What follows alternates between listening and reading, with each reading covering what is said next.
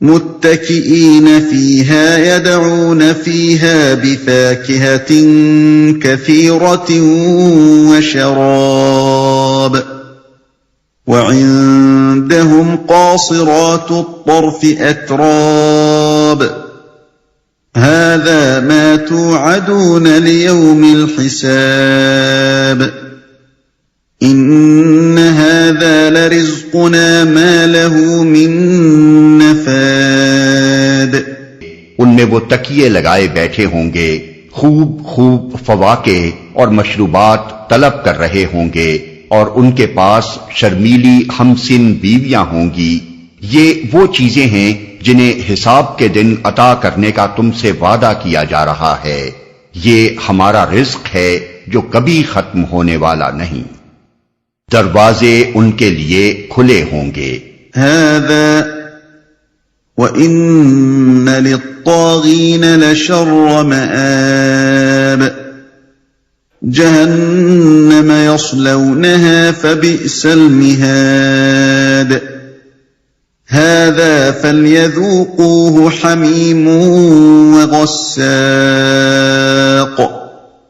وآخر من شكله أزواج هذا فوج مقتحم معكم لا مرحبا بهم إنهم صالوا النار. یہ تو ہے متقیوں کا انجام، اور سرکشوں کے لیے بہترین ٹھکانہ ہے جہنم، جس میں وہ جھلسے جائیں گے، بہت ہی بری قیام گاہ. یہ ہے ان کے لیے، پس وہ مزہ چکھیں کھولتے ہوئے پانی اور پیپ، لہو اور اسی قسم کی دوسری تلخیوں کا.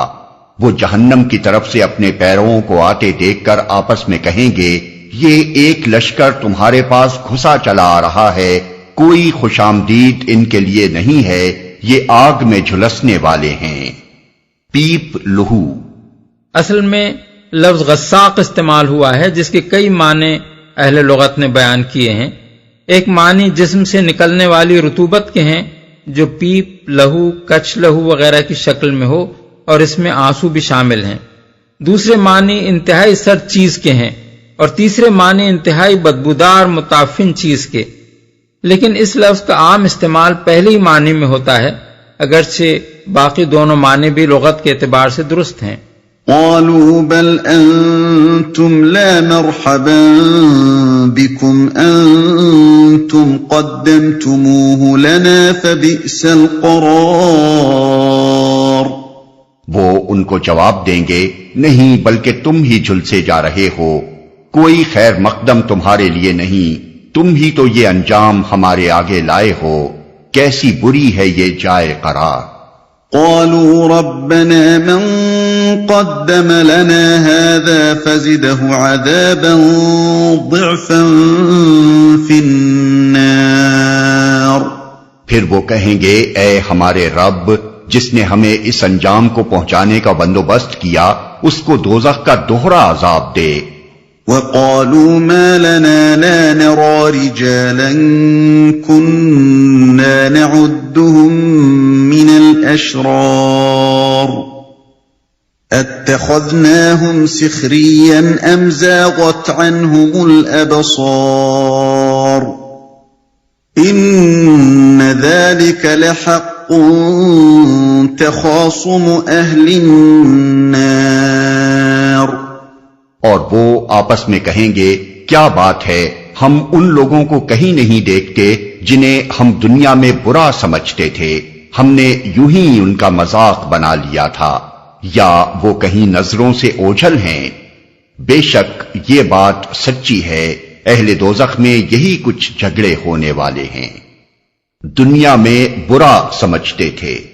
مراد ہیں وہ اہل ایمان جن کو یہ کفار دنیا میں برا سمجھتے تھے. مطلب یہ ہے کہ وہ حیران ہو کر ہر طرف دیکھیں گے کہ اس جہنم میں ہم اور ہمارے پیشوا تو موجود ہیں، مگر ان لوگوں کا یہاں کہیں پتہ نشان تک نہیں ہے جن کی ہم دنیا میں برائیاں کرتے تھے، اور خدا، رسول، آخرت کی باتیں کرنے پر جن کا مذاق ہماری مجلسوں میں اڑایا جاتا تھا. قل انما انا منذر إله إلا الله الواحد القهار رب السماوات والأرض وما بينهما العزيز الغفار۔ اے نبی ان سے کہو میں تو بس خبردار کر دینے والا ہوں، کوئی حقیقی معبود نہیں مگر اللہ جو یکتا ہے، سب پر غالب، آسمانوں اور زمین کا مالک اور ان ساری چیزوں کا مالک جو ان کے درمیان ہیں، زبردست اور درگزر کرنے والا۔ اے نبی، اب کلام کا رخ پھر اسی مضمون کی طرف پھر رہا ہے جس سے تقریر کا آغاز ہوا تھا۔ اس حصے کو پڑھتے ہوئے پہلے رکوع سے مقابلہ کرتے جائیے تاکہ بات پوری طرح سمجھ میں آ سکے۔ خبردار کر دینے والا ہوں۔ آیت نمبر 4 میں فرمایا گیا تھا کہ یہ لوگ اس بات پر بڑے اچنبھے کا اظہار کر رہے ہیں کہ خبردار کرنے والا خود ان کے درمیان سے اٹھ کھڑا ہوا ہے۔ یہاں فرمایا جا رہا ہے کہ ان سے کہو میرا کام بس تمہیں خبردار کر دینا ہے، یعنی میں کوئی فوجدار نہیں ہوں کہ زبردستی تمہیں غلط راستے سے ہٹا کر سیدھے راستے کی طرف کھینچوں۔ میرے سمجھانے سے اگر تم نہ مانو گے تو اپنا ہی نقصان کرو گے۔ بے خبر ہی رہنا اگر تمہیں پسند ہے تو اپنی غفلت میں سرشار پڑے رہو، اپنا انجام خود دیکھ لو گے۔ قل هو نبأ عظیم انتم عنه معرضون۔ ان سے کہو یہ ایک بڑی خبر ہے جس کو سن کر تم منہ پھیرتے ہو۔ یہ جواب ہے کفار کی اس بات کا جو آیت نمبر 5 میں گزری ہے کہ کیا اس شخص نے سارے خداؤں کی جگہ بس ایک خدا بنا ڈالا؟ یہ تو بڑی عجیب بات ہے۔ اس پر فرمایا جا رہا ہے کہ تم چاہے کتنی ناک بھون چڑھاؤ مگر یہ ہے ایک حقیقت جس کی خبر میں تمہیں دے رہا ہوں، اور تمہارے ناک بھون چڑھانے سے یہ حقیقت بدل نہیں سکتی۔ اس جواب میں صرف بیان حقیقت ہی نہیں ہے بلکہ اس کی حقیقت ہونے کی دلیل بھی اسی میں موجود ہے۔ مشرکین کہتے تھے کہ معبود بہت سے ہیں جن میں سے ایک اللہ بھی ہے، تم نے سارے معبودوں کو ختم کر کے بس ایک معبود کیسے بنا ڈالا؟ اس کے جواب میں فرمایا گیا ہے کہ معبود حقیقی صرف ایک اللہ ہی ہے، کیونکہ وہ سب پر غالب ہے، زمین و آسمان کا مالک ہے اور کائنات کی ہر چیز اس کی ملک ہے۔ اس کے ماں سوا اس کائنات میں جن ہستیوں کو تم نے معبود بنا رکھا ہے ان میں سے کوئی ہستی بھی ایسی نہیں ہے جو اس سے مغلوب اور اس کی مملوک نہ ہو۔ یہ مغلوب اور مملوک ہستیاں اس غالب اور مالک کے ساتھ خدائی میں شریک کیسے ہو سکتی ہیں؟ اور آخر کس حق کی بنا پر انہیں معبود قرار دیا جا سکتا ہے؟ ما كان لي من علم بالملأ الأعلى إذ يختصمون إن يوحى إلي إلا أنما أنا نذير مبين۔ ان سے کہو مجھے اس وقت کی کوئی خبر نہ تھی جب ملائے اعلیٰ میں جھگڑا ہو رہا تھا، مجھ کو تو وحی کے ذریعے سے یہ باتیں صرف اس لیے بتائی جاتی ہیں کہ میں کھلا کھلا خبردار کرنے والا ہوں۔ اذ قال ربك للملائكة انی خالق بشرا من طین فَإِذَا سَوَّيْتُهُ وَنَفَخْتُ فِيهِ مِنْ رُوحِي فَقَعُوا لَهُ سَاجِدِينَ۔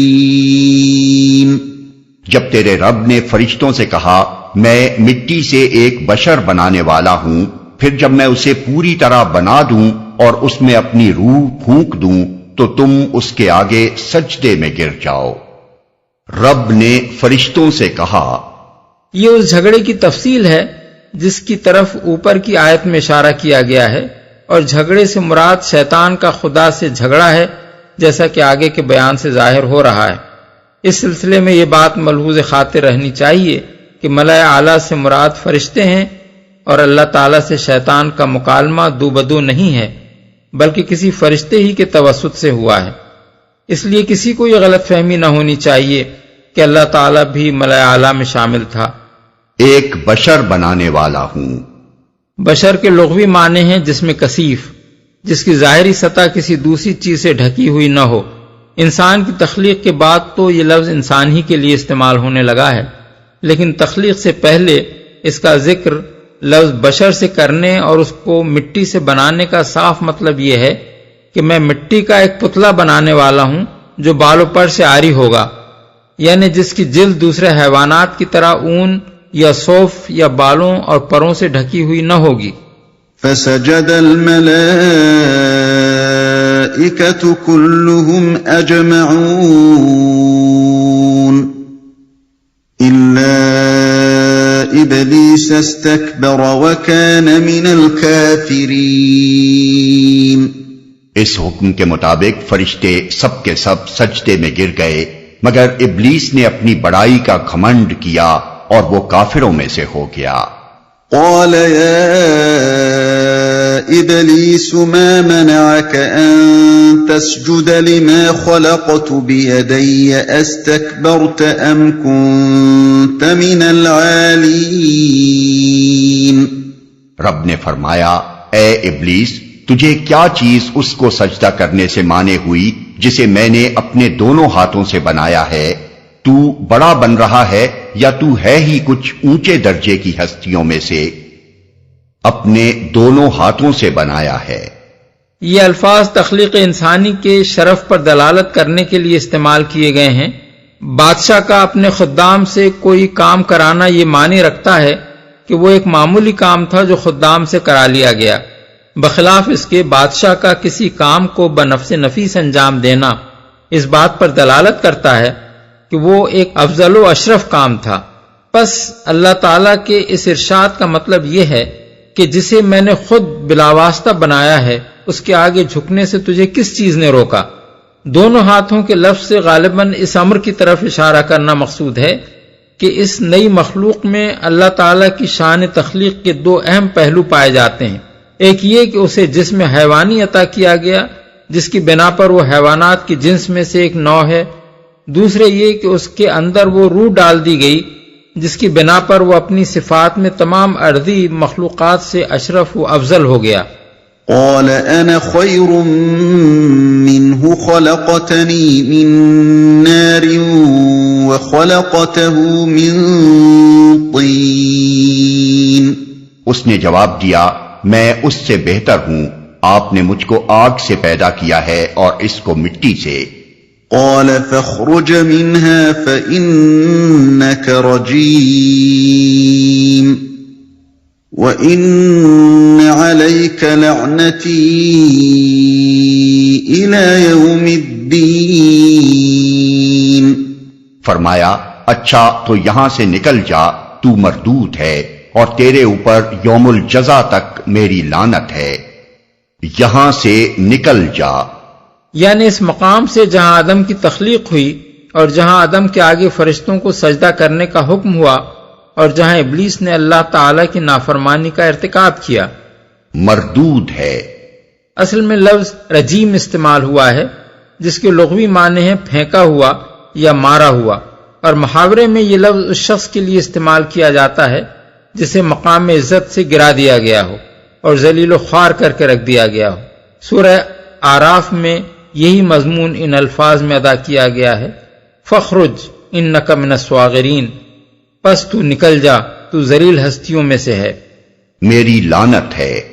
اس کا یہ مطلب نہیں ہے کہ یوم الجزا کے بعد اس پر لعنت نہ ہوگی، بلکہ اس کا مطلب یہ ہے کہ یوم الجزا تک تو وہ اس نافرمانی کی پاداش میں مبتلا لعنت رہے گا، اور یوم الجزا کے بعد وہ اپنے ان کرتوتوں کی سزا بھگتے گا جو تخلیق آدم کے وقت سے لے کر قیامت تک اس سے سرزد ہوں گے۔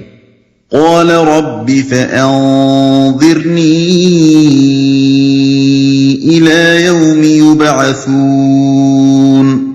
وہ بولا، اے میرے رب، یہ بات ہے تو پھر مجھے اس وقت تک کے لیے مہلت دے دے جب یہ لوگ دوبارہ اٹھائے جائیں گے۔ قال فإنك من المنظرين إلى يوم الوقت المعلوم۔ فرمایا، اچھا تجھے اس روز تک کی مہلت ہے جس کا وقت مجھے معلوم ہے۔ قال فبعزتك لأغوينهم أجمعين إلا عبادك منهم المخلصين۔ اس نے کہا تیری عزت کی قسم میں ان سب لوگوں کو بہکا کر رہوں گا بجز تیرے ان بندوں کے جنہیں تو نے خالص کر لیا ہے۔ اس کا یہ مطلب نہیں ہے کہ میں تیرے چیدہ بندوں کو بہکاؤں گا، نہیں، بلکہ اس کا مطلب یہ ہے کہ تیرے چیدہ بندوں پر میرا بس نہ چلے گا۔ قال فالحق والحق أقول لأملأن جهنم منك وممن تبعك منهم أجمعين۔ فرمایا تو حق یہ ہے اور میں حق ہی کہا کرتا ہوں کہ میں جہنم کو تجھ سے اور ان سب لوگوں سے بھر دوں گا جو ان انسانوں میں سے تیری پیروی کریں گے۔ جہنم کو تجھ سے کا خطاب صرف شخص ابلیس ہی کی طرف نہیں ہے بلکہ پوری جنس شیاطین کی طرف ہے، یعنی ابلیس اور اس کا وہ پورا گروہ شیاطین جو اس کے ساتھ مل کر نو انسانی کو گمراہ کرنے میں لگا رہے گا، تیری پیروی کریں گے۔ یہ پورا قصہ سرداران قریش کے اس قول کے جواب میں سنایا گیا ہے کہ اَأُنزِلَ عَلَيْهِ الذِّكْرُ مِن بَيْنِنَا، کیا ہمارے درمیان بس یہی ایک شخص رہ گیا تھا جس پر ذکر نازل کیا گیا؟ اس کا ایک جواب تو وہ تھا جو آیت نمبر 9 اور 10 میں دیا گیا تھا کہ کیا خدا کی رحمت کے خزانوں کے تم مالک ہو اور کیا آسمان و زمین کی بادشاہی تمہاری ہے اور یہ فیصلہ کرنا تمہارا کام ہے کہ خدا کا نبی کسے بنایا جائے اور کسے نہ بنایا جائے؟ دوسرا جواب یہ ہے، اور اس میں سرداران قریش کو بتایا گیا ہے کہ محمد صلی اللہ علیہ وسلم کے مقابلے میں تمہارا حسد اور اپنی بڑائی کا گھمنڈ آدم علیہ السلام کے مقابلے میں ابلیس کے حسد اور گھمنڈ سے ملتا جلتا ہے۔ ابلیس نے بھی اللہ تعالیٰ کے اس حق کو ماننے سے انکار کیا تھا کہ جسے وہ چاہے اپنا خلیفہ بنائے، اور تم بھی اس کے اس حق کو تسلیم کرنے سے انکار کر رہے ہو کہ جسے وہ چاہے اپنا رسول بنائے۔ اس نے آدم کے آگے جھکنے کا حکم نہ مانا اور تم محمد صلی اللہ علیہ وسلم کے اتباع کا حکم نہیں مان رہے ہو۔ اس کے ساتھ تمہاری یہ مشابہت بس اس حد پر ختم نہ ہو جائے گی بلکہ تمہارا انجام بھی پھر وہی ہوگا جو اس کے لیے مقدر ہو چکا ہے، یعنی دنیا میں خدا کی لعنت اور آخرت میں جہنم کی آگ۔ اس کے ساتھ اس قصے کے ضمن میں دو باتیں اور بھی سمجھائی گئی ہیں۔ ایک یہ کہ جو انسان بھی اس دنیا میں اللہ تعالیٰ کی نافرمانی کر رہا ہے وہ دراصل اپنے اس ازلی دشمن ابلیس کے پھندے میں پھنس رہا ہے جس نے آغاز آفرینش سے نو انسانی کو اغوا کرنے کا تہیہ کر رکھا ہے۔ دوسرے یہ کہ وہ بندہ اللہ تعالیٰ کی نگاہ میں انتہائی مبغوض ہے جو تکبر کے بنا پر اس کی نافرمانی کرے اور پھر اپنی اس نافرمانی کے روش پر اصرار کیے چلا جائے۔ ایسے بندے کے لیے اللہ کے ہاں کوئی معافی نہیں ہے۔ قُلْ مَا أَسْأَلُكُمْ عَلَيْهِ مِنْ أَجْرٍ وَمَا أَنَا مِنَ الْمُتَكَلِّفِينَ۔ اے نبی ان سے کہہ دو کہ میں اس تبلیغ پر تم سے کوئی اجر نہیں مانگتا اور نہ میں بناوٹی لوگوں میں سے ہوں، اجر نہیں مانگتا۔ یعنی میں ایک بے غرض آدمی ہوں، اپنے کسی ذاتی مفاد کے لیے تبلیغ نہیں کر رہا ہوں۔ بناوٹی لوگوں میں سے ہوں، یعنی میں ان لوگوں میں سے نہیں ہوں جو اپنی بڑائی قائم کرنے کے لیے جھوٹے دعوے لے کر اٹھ کھڑے ہوتے ہیں اور وہ کچھ بن بیٹھتے ہیں جو فی الواقع وہ نہیں ہوتے۔ یہ بات نبی صلی اللہ علیہ وسلم کی زبان سے محض کفار مکہ کی اطلاع کے لیے نہیں کہوائی گئی ہے، بلکہ اس کے پیچھے حضور کی وہ پوری زندگی شہادت کے طور پر موجود ہے جو نبوت سے پہلے انہی کفار کے درمیان 40 برس تک گزر چکی تھی۔ مکے کا بچہ یہ جانتا تھا کہ محمد صلی اللہ علیہ وسلم ایک بناوٹی آدمی نہیں ہے۔ پوری قوم میں کسی شخص نے بھی کبھی ان کی زبان سے کوئی ایسی بات نہ سنی تھی جس سے یہ شبہ کرنے کی گنجائش ہوتی کہ وہ کچھ بننا چاہتے ہیں اور اپنے آپ کو نمایاں کرنے کی فکر میں لگے ہوئے ہیں۔ ان هو الا ذکر للعالمین وَلَتَعْلَمُنَّ نَبَأَهُ بَعْدَ حِينٍ۔ یہ تو ایک نصیحت ہے تمام جہان والوں کے لیے، اور تھوڑی مدت ہی گزرے گی کہ تمہیں اس کا حال خود معلوم ہو جائے گا۔ یعنی جو تم میں سے زندہ رہیں گے وہ چند سال کے اندر اپنی آنکھوں سے دیکھ لیں گے کہ جو بات میں کہہ رہا ہوں وہ پوری ہو کر رہی، اور جو مر جائیں گے ان کو موت کے دروازے سے گزرتے ہی پتہ چل جائے گا کہ حقیقت وہی کچھ ہے جو میں بیان کر رہا ہوں۔